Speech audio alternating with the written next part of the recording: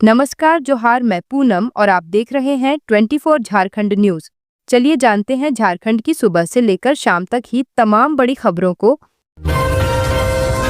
25 मार्च को होगी कैबिनेट की बैठक। विधानसभा सत्र के बाद होगी। झारखंड मंत्रिपरिषद की बैठक आगामी 25 मार्च 2025 मंगलवार को आयोजित की जाएगी। मंत्रिमंडल सचिवालय एवं निगरानी विभाग के अनुसार यह बैठक अपराह्न 4 बजे या विधानसभा सत्र की कार्यवाही समाप्त होने के तुरंत बाद होगी। बैठक झारखंड मंत्रालय स्थित मंत्रिपरिषद कक्ष में संपन्न होगी।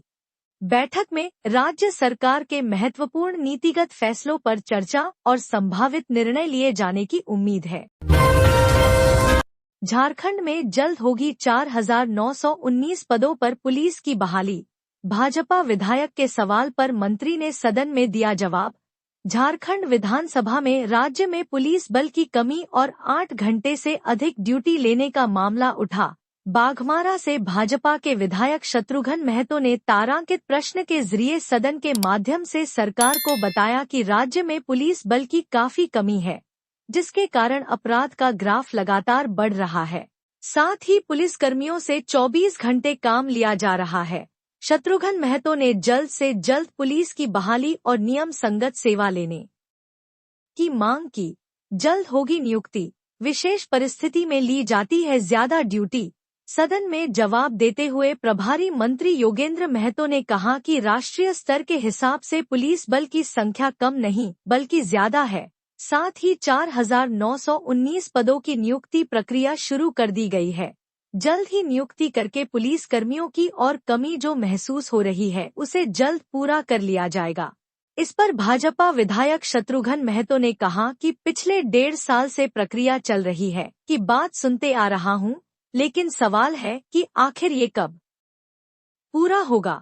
इस पर जवाब देते हुए प्रभारी महतो ने कहा कि पिछले दिनों उत्पाद सिपाही की नियुक्ति में दुखद घटना घटी, जिसमें कई युवाओं की जान चली गई। पिछले दिनों कैबिनेट से नियमों को बदला गया। अब प्रक्रिया जल्द शुरू होगी। मैट्रिक और इंटर का रिजल्ट इस दिन होगा जारी। अगले माह से शुरू हो जाएगी कॉपियों की जांच। झारखंड एकेडमिक काउंसिल जैक के मैट्रिक और इंटर की परीक्षाएं संपन्न हो चुकी है। सभी परीक्षार्थियों को अब अपने रिजल्ट का बेसब्री से इंतजार है। मैट्रिक और इंटर परीक्षा की कॉपियों का मूल्यांकन अप्रैल के प्रथम सप्ताह से शुरू हो जाएगा। राज्य भर में मूल्यांकन के लिए कुल 60 केंद्र बनाए गए हैं।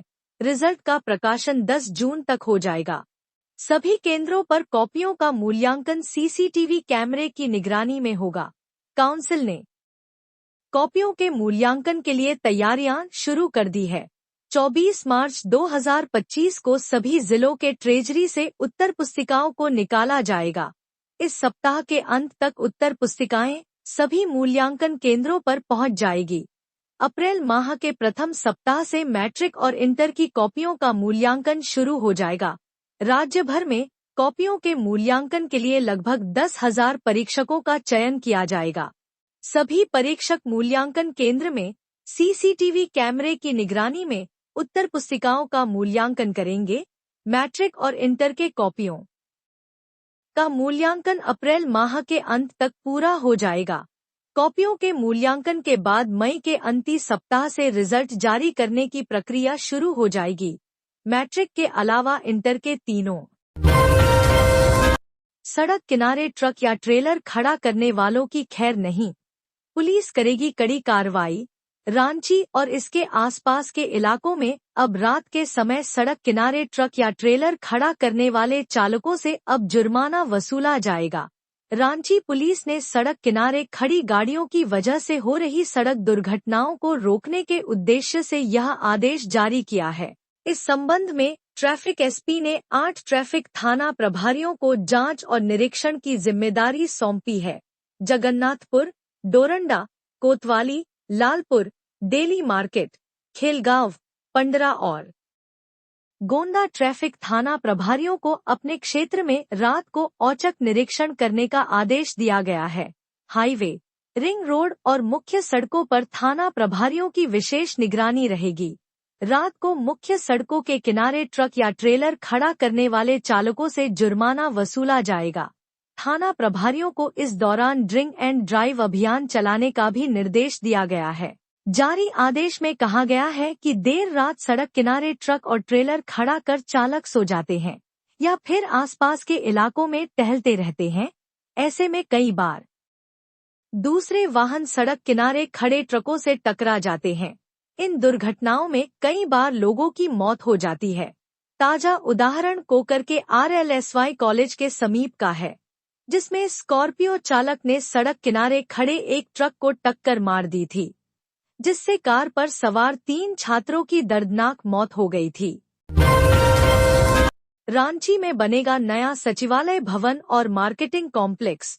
नए वित्तीय वर्ष में शुरू होगा काम। झारखंड के नगर विकास विभाग ने वित्तीय वर्ष 2025 से 26 में रांची में कई महत्वपूर्ण योजनाओं को शुरू करने का लक्ष्य निर्धारित किया है। इन योजनाओं में सबसे प्रमुख नया सचिवालय भवन निर्माण है, जो राजधानी के कोर कैपिटल एरिया के लिए अनुमोदित मास्टर प्लान के अनुसार बनाया जाएगा।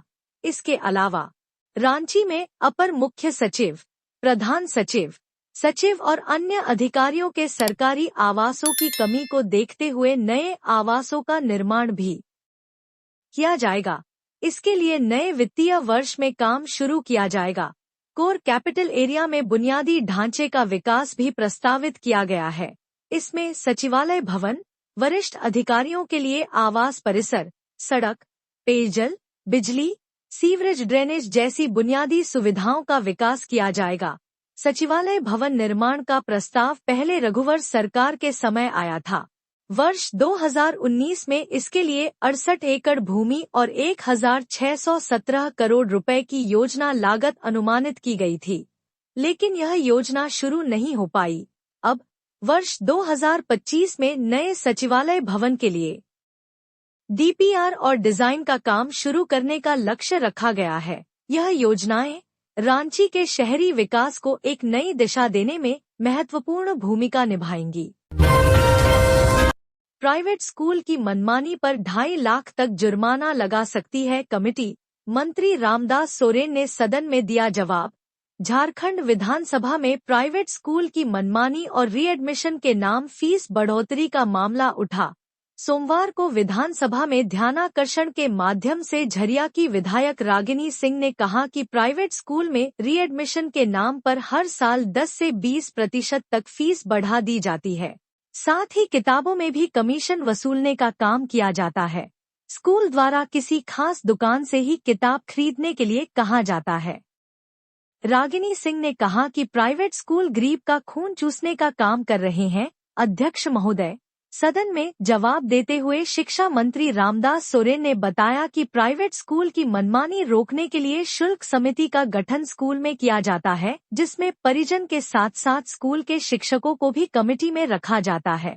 इसके अलावा जिला में भी कमेटी बनाई जाती है। मंत्री ने कहा कि कमेटी चाहे तो स्कूल प्रबंधन पर 2.5 लाख तक का जुर्माना लगा सकती है। झारखंड में बदलेगा मौसम का मिजाज। 29 मार्च तक रहेगा साफ और शुष्क मौसम। झारखंड में पिछले 4 दिनों से चल रहे मौसम के मिजाज में बदलाव आने वाला है। 29 मार्च तक मौसम साफ और शुष्क रहेगा और इस दौरान बारिश की संभावना नहीं है। न्यूनतम और अधिकतम तापमान में वृद्धि हो सकती है। अगले 5 दिनों में अधिकतम तापमान 9 से 10 डिग्री सेल्सियस तक बढ़ सकता है, जबकि न्यूनतम तापमान 4 से 5 डिग्री तक बढ़ने की संभावना है। मौसम केंद्र ने पूर्वानुमान किया है कि अगले 4 से 5 दिनों में रांची का अधिकतम तापमान 35 डिग्री सेल्सियस तक पहुंच सकता है। रविवार को रांची का अधिकतम तापमान 26 डिग्री सेल्सियस के आसपास था, जबकि राज्य के अधिकांश जिलों का तापमान 35 डिग्री सेल्सियस से नीचे रहा। पाकुड़ में 2 पक्षों में खूनी संघर्ष में एक की मौत, 8 लोग गंभीर रूप से घायल। पाकुड़ जिले में 2 पक्षों के बीच हिंसक झड़प हुआ है। मामला महेशपुर थाना क्षेत्र के धर्मखापाड़ा गांव का है। बताया जा रहा है कि पंचायत के दौरान 2 पक्षों में हिंसक झड़प हो गई। इस घटना में 54 वर्षीय जलाल शेख की मौत हो गई, वहीं 8 लोग गंभीर रूप से घायल हुए हैं। घटना के पीछे की वजह दो परिवारों के बीच लंबे समय से चला जमीन विवाद है। आपस में भिड़ने वालों में एक पक्ष में जलाल शेख, लोखू शेख, जोसना बीबी और सलमा बीबी थे, वहीं दूसरे पक्ष में मोमिना बीबी, साफिरुल शेख, तकदीर शेख और शबन बीबी शामिल थी। जानकारी के मुताबिक विवाद को सुलझाने के लिए गांव में पंचायत बुलाई गई थी। पंचायत के दौरान दोनों पक्षों में पहले गाली गलौज हुई, फिर मामला हिंसक हो गया और दोनों पक्षों ने एक दूसरे पर हथियारों से हमला कर दिया। इस दौरान दूसरे पक्ष के लोगों ने जलाल शेख के सिर पर कुल्हाड़ी से वार कर दिया, जिससे उनकी मौत हो गई। सभी घायलों को पहले सामुदायिक स्वास्थ्य केंद्र ले जाया गया। वहां प्राथमिक उपचार के बाद गंभीर घायलों को बेहतर इलाज के लिए रेफर कर दिया गया। कुछ घायलों को पश्चिम बंगाल के अस्पतालों में भी ले जाया गया है। साहिबगंज में ब्रेन मलेरिया से 5 पहाड़िया बच्चों की मौत से हड़कंप, गांव में डॉक्टरों ने लगाया शिविर। साहिबगंज जिले में ब्रेन मलेरिया से अब तक 5 पहाड़िया बच्चों की मौत हो गई है। मामला मंडरो प्रखंड के नगर भीठा गांव का है। अभी भी दर्जन भर बच्चे और युवा इस बीमारी से पीड़ित है। रविवार को नगर भीठा ग्राम प्रधान ने घटियारी गांव के झामुमो कार्यकर्ता को इसकी जानकारी दी। जानकारी मिलते ही डीसी ने स्वास्थ्य टीम को नगर भीठा गांव भेजा, जहां बीमार बच्चों का टीम ने ब्लड सैंपल लिया है एवं प्राथमिक उपचार करना शुरू कर दिया है। सीएचओ ने बताया कि ब्लड टेस्ट के लिए दुमका भेजा जाएगा। फिलहाल दवा दी जा रही है। सिविल सर्जन प्रवीण स्थालिया ने बताया कि अभी तक 5 बच्चों की मौत हो चुकी है। ये मौतें ब्रेन मलेरिया से होने की जानकारी मिल रही है। स्वास्थ्य विभाग की टीम लगातार कैंप कर रही है। सोमवार को सभी अधिकारी उस गांव में पहुंचकर बीमारी का जायजा लेंगे। अगलगल गांव को भी देखा जाएगा। सिविल सर्जन ने बताया कि लोगों का इलाज युद्धस्तर पर चल रहा है। दिल्ली में होगी जिला कांग्रेस कमेटी अध्यक्षों की बैठक। राष्ट्रीय अध्यक्ष खड़गे करेंगे संबोधित। कांग्रेस के जिला अध्यक्षों की आगामी बैठक को लेकर पार्टी ने एक प्रेस विज्ञप्ति जारी की है। ये बैठक दिल्ली में होगी। इस बैठक में पार्टी के वरिष्ठ नेतृत्व और जिला स्तर के प्रमुख सदस्य शामिल होंगे। बैठक का मुख्य उद्देश्य आगामी चुनावों की रणनीति तैयार करना, संगठन को मजबूत करना, पार्टी की नई योजनाओं पर चर्चा करना और जिला स्तर पर संगठनात्मक ढांचे को और मजबूत करना है। बैठक को अन्य नेताओं के अलावा कांग्रेस के राष्ट्रीय अध्यक्ष मल्लिकार्जुन खड़गे भी संबोधित करेंगे। धर्मांतरण और कथित बांग्लादेशी घुसपैठियों के खिलाफ पूर्व सीएम चंपाई सोरेन ने फिर खोला मोर्चा। पूर्व मुख्यमंत्री चंपाई सोरेन ने बांग्लादेशी घुसपैठियों एवं धर्मांतरण के खिलाफ लंबी लड़ाई लड़ने का संकल्प दोहराया है। वे जामताड़ा टाउन हॉल में सामाजिक संस्था एसेका द्वारा आयोजित एक कार्यक्रम को संबोधित कर रहे थे। उन्होंने कहा कि यह दुर्भाग्यपूर्ण है कि संथाल परगना के पाकुड़ एवं साहिबगंज समेत कई हिस्सों में आज आदिवासी समाज अल्पसंख्यक हो चुका है, जबकि बांग्लादेशी घुसपैठिए हमारे समाज की जमीनों पर कब्जा कर रहे हैं। उन्होंने कहा कि समाज की जो बेटियां बाहर शादी कर रही हैं, उन्हें संविधान द्वारा मिले आरक्षण में अतिक्रमण करने का कोई अधिकार नहीं है। धर्मांतरण करने वाले लोगों को आड़े हाथों लेते हुए पूर्व सीएम ने कहा कि जो भी व्यक्ति हमारी परंपराओं एवं रूढ़िवादी व्यवस्था से बाहर निकल चुका है, उसे आरक्षण नहीं मिलना चाहिए। नवंबर 2024 में सुप्रीम कोर्ट द्वारा दिए गए एक फैसले से यह तय हो चुका है कि धर्म बदलने वालों को आरक्षण से बाहर किया जाना चाहिए। चाईबासा में युवक की गोली मारकर हत्या, दोस्तों के साथ माघे पर्व मनाने गया था। चाईबासा के मुफस्सिल थाना अंतर्गत बड़बिल गांव में बड़ा चीरू गांव के एक युवक की गोली मारकर हत्या कर दी गई। युवक की पहचान 29 वर्षीय निर्मल बानरा के रूप में हुई है। जानकारी के अनुसार रविवार को रात में माघे पर्व मनाने के लिए निर्मल बानरा अपने दोस्तों के साथ बड़बिल गांव गया था। आधी रात में जब सब नाच गाना कर रहे थे तो वह सोने के लिए चला गया।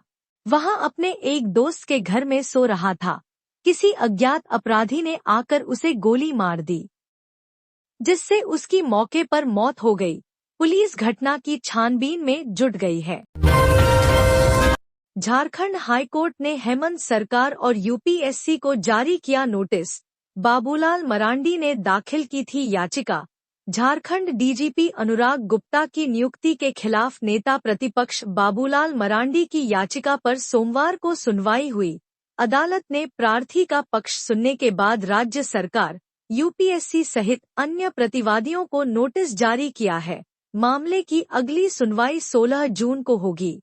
केस की सुनवाई जस्टिस एस रामचंद्र राव और जस्टिस दीपक रोशन की खंडपीठ कर रहा है। बाबूलाल मरांडी ने झारखंड के डीजीपी अनुराग गुप्ता की पदस्थापना को सुप्रीम कोर्ट का अवमानना बताया था। बाबूलाल ने डीजीपी की नियुक्ति को अवैध बताते हुए प्रेस वार्ता में कहा था कि डीजीपी की नियुक्ति यूपीएससी के अनुशंसित पैनल द्वारा की जाती है।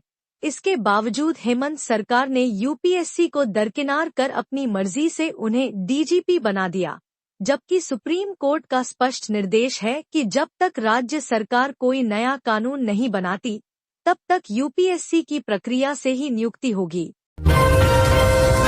रांची के डोरंडा थाना की पुलिस पैसा मांगती है। विधायक सीपी सिंह ने विधानसभा में उठाया मामला। झारखंड विधानसभा में सोमवार को सूचना के माध्यम से रांची से भाजपा के विधायक सीपी सिंह ने डोरंडा पुलिस से जुड़ा एक मामला उठाया। सीपी सिंह ने सदन में बताया कि रांची विधानसभा क्षेत्र के रहने वाले 2 युवकों को डोरंडा थाना की पुलिस 3 दिन तक थाने में रखी। उसके बाद थाना प्रभारी एक दारोगा के माध्यम से पैसे की मांग की। सीपी सिंह ने बताया कि दोनों लड़के का दोष सिर्फ इतना था कि नदी के उस पार उनका घर बन रहा है। निर्माणाधीन घर में दोनों हर दिन पानी पटाने जाते थे। इस दौरान बगल के घर में चोरी हुई तो शक के आधार पर दोनों युवकों को पकड़कर 72 घंटे तक थाना में रखा गया। सीपी सिंह ने कहा कि मैं भी लॉ का स्नातक हूं, अध्यक्ष महोदय। मुझे पता है कि पुलिस पूछताछ के लिए किसी भी थाना बुला सकती है, लेकिन 72 घंटे तक थाना में नहीं बैठा सकती है। सीपी सिंह ने सरकार को मामले को संज्ञान में लेने का अनुरोध किया। आपके राशन कार्ड में भी है ये गलती तो नहीं आएंगे पैसे, जान लें यह जरूरी बात। झारखंड सरकार की महत्वाकांक्षी योजना मनिया सम्मान योजना के एक साथ 3 माह की राशि हाल ही में ट्रांसफर कर दिए गए। हालांकि कई लाभुक भी हैं, जिन्हें विभिन्न कारणों से अब तक अपनी बकाया राशि नहीं मिल सकी है। अब ऐसी महिलाएं पैसे पाने के लिए कभी बैंक तो कभी ब्लॉक के चक्कर काटने को विवश हैं। जिला प्रशासन की माने तो राशन कार्ड में कई छोटी मोटी गलतियों की वजह से ये पैसा अटका हुआ है। इसलिए इधर उधर भागने की बजाय आप एक बार अपने राशन कार्ड की जांच जरूर कर लें। मनिया सम्मान योजना का लाभ लेने के लिए राशन कार्ड एक बेहद महत्वपूर्ण दस्तावेज है। राशन कार्ड में आपका सही नाम अवश्य होना चाहिए।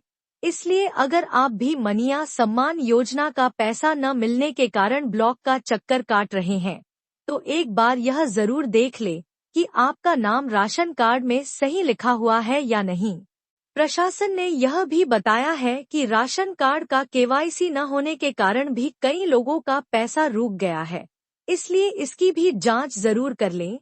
आवेदन फॉर्म भरे गए राशन कार्ड के नंबर की भी जांच जरूर कर लें। अगर आपके किसी भी दस्तावेज में छोटी सी भी गलती नजर आती है तो तुरंत उसे सही करवाएं। इस बात का अवश्य ध्यान रखें कि आपका आधार कार्ड बैंक अकाउंट से लिंक हो और आपने केवाईसी भी करा ली हो। मनिया सम्मान योजना का लाभ पाने के लिए कई आवश्यक दस्तावेजों की जरूरत पड़ती है। इन सभी दस्तावेजों में दी गई जानकारी सही होनी चाहिए। आपकी एक छोटी सी गलती की वजह से आपका पैसा अटक सकता है। ध्यान रखें कि आपके सभी दस्तावेज अपडेटेड रहना चाहिए। सदर अस्पताल में ऑक्सीजन प्लांट नहीं हुआ चालू। 4 साल से बंद पड़ा है प्लांट। कोरोना महामारी की दूसरी लहर में ऑक्सीजन की कमी को देखते हुए सदर अस्पताल में करीब 70 लाख रुपए खर्च कर ऑक्सीजन प्लांट स्थापित किया गया था, ताकि मरीजों को सहूलियत हो। लेकिन 4 साल बीत जाने के बाद भी यह प्लांट विभाग की ओर से चालू नहीं किया गया। जिले का सबसे बड़ा अस्पताल सदर अस्पताल इन दिनों खुद कई समस्याओं से जूझ रहा है। यह केवल एक दावा नहीं, बल्कि अस्पताल की मौजूदा स्थिति और भर्ती मरीजों की परेशानियों को देखकर समझा जा सकता है। यहाँ ऑक्सीजन प्लांट तो मौजूद है, लेकिन अब तक चालू नहीं हो पाया। सबसे चिंताजनक बात यह है कि अस्पताल में 50% डॉक्टरों की भी कमी है। सभी ओपीडी का संचालन भी प्रतिदिन नहीं हो पा रहा है। बता दें कि कोरोना महामारी के दौरान टाटा कंपनी ने CSR फंड के तहत सदर अस्पताल में एक ऑक्सीजन प्लांट स्थापित किया था। इसे चालू करने की योजना 4 साल पहले बनाई गई थी। यहाँ तक कि ऑक्सीजन पाइपलाइन भी बिछाई गई, लेकिन यह प्लांट अब तक चालू नहीं हो सका है। खूंटी में जंगली हाथी का हमला, जरियागढ़ में घर पर सो रहे शख्स को पटक कर मार डाला। खूंटी जिला के ग्रामीण इलाके में जंगली हाथियों का उत्पात थमने का नाम नहीं ले रहा है। एक जंगली हाथी ने रविवार की देर रात जरियागढ़ थाना क्षेत्र के नागड़ा गांव में प्रवेश कर गया और एक ग्रामीण को कुचलकर मार डाला। शख्स की पहचान 33 वर्षीय उमेश बारला के रूप में की गई है। परिजनों के अनुसार उमेश रात को घर के कमरे में सो रहा था। इसी क्रम में हाथी दीवार तोड़कर घर में घुस आया और उमेश को घसीटकर घर से बाहर निकाला और सूंड से पटक कर बुरी तरह से जख्मी कर दिया। उसके बाद हाथी जंगल की तरफ निकल गया। परिजनों की चीख पुकार की आवाज सुनकर ग्रामीण अपने घरों से बाहर निकले, लेकिन तब तक उमेश बेसुध हो चुका था। लोहरदगा में दर्दनाक सड़क हादसा, ट्रक ने बाइक को मारी टक्कर, 3 की मौत। लोहरदगा जिले में सड़क हादसे में 3 युवकों की मौत गई। सूचना मिलने के बाद पुलिस मामले की जांच कर आगे की कार्रवाई कर रही है। तेज रफ्तार ट्रक ने मोटरसाइकिल को टक्कर मार दी, जिससे यह हादसा हुआ। घटना जिले के सदर थाना क्षेत्र के कैमो महुआ टोली के पास हुई है। घटना की सूचना मिलने के बाद सदर थाना पुलिस मौके पर पहुंची और मामले की जांच कर आगे की कार्रवाई में जुट गई है। शवों को कब्जे में लेकर पोस्टमार्टम के लिए लोहरदगा सदर अस्पताल भेज दिया गया है। शवों का पोस्टमार्टम सोमवार को किया जाएगा। मृतकों की पहचान लोहरदगा जिले के सदर थाना क्षेत्र के हिंदलासो भदुआ पाड़ा निवासी सुखदेव उरांव के पुत्र 26 वर्षीय प्रदीप उरांव, गुमला जिले के बरांव निवासी 25 वर्षीय संजय उरांव और गुमला निवासी संजय उरांव के रूप में हुई है। सीबीआई ने किया NHAI जनरल मैनेजर सहित राम कृपाल कंस्ट्रक्शन के 4 लोगों को अरेस्ट, 1 करोड़ 18 लाख नकद जब्त। सीबीआई दिल्ली ने घूसखोरी के मामले में चर्चित कंपनी राम कृपाल कंस्ट्रक्शन के 3 लोगों सहित नेशनल हाईवे अथॉरिटी के जनरल मैनेजर को 15 लाख रुपए घूस लेते गिरफ्तार किया है। कंस्ट्रक्शन कंपनी का general manager Suresh Mohapatra NHAI के जनरल मैनेजर रामप्रीत पासवान को घूस की रकम दे रहा था। सीबीआई ने घूस की रकम का आदान प्रदान होते ही यह गिरफ्तारी की। NHAI का अधिकारी पटना स्थित अपने आवास के पास घूस की रकम ले रहा था। दरअसल सीबीआई को इस बात की जानकारी मिली थी कि NHAI के जनरल मैनेजर एक निजी कंपनी से घूस लेने वाले हैं। इस सूचना के सत्यापन के दौरान यह पाया गया कि निजी कंपनी के लोगों ने घूस की रकम की व्यवस्था करने के बाद NHAI के अधिकारी से संपर्क किया था। संबंधित अधिकारी से घूस की रकम लेने के लिए निजी कंपनी के लोगों को पटना में बुलाया था। सीबीआई अधिकारियों का दल सूचना एकत्रित करने के बाद घात लगाए बैठा था। घूस की रकम का आदान प्रदान होते ही सीबीआई अधिकारियों के दल ने NHAI के जनरल मैनेजर और निजी कंपनी के 3 लोगों को गिरफ्तार किया। ट्रेनी IAS का डीजीपी ने सेवा के दौरान आने वाली चुनौतियों और उनके समाधान को लेकर किया मार्गदर्शन। पुलिस मुख्यालय आए ट्रेनी IAS को डीजीपी अनुराग गुप्ता ने सेवा के दौरान आने वाली चुनौतियों और उनके समाधान को लेकर जानकारी दिए। उल्लेखनीय है कि सोमवार को पुलिस मुख्यालय सभागार में ट्रेनी IAS लोकेश वारंगे, आदित्य पांडे, कुमार रजत, अर्नव मिश्रा और अभिनव प्रभाष का डीजीपी ने स्वागत किया और पुलिस विभाग के कार्यों के बारे में संक्षिप्त रूप से चर्चा किया।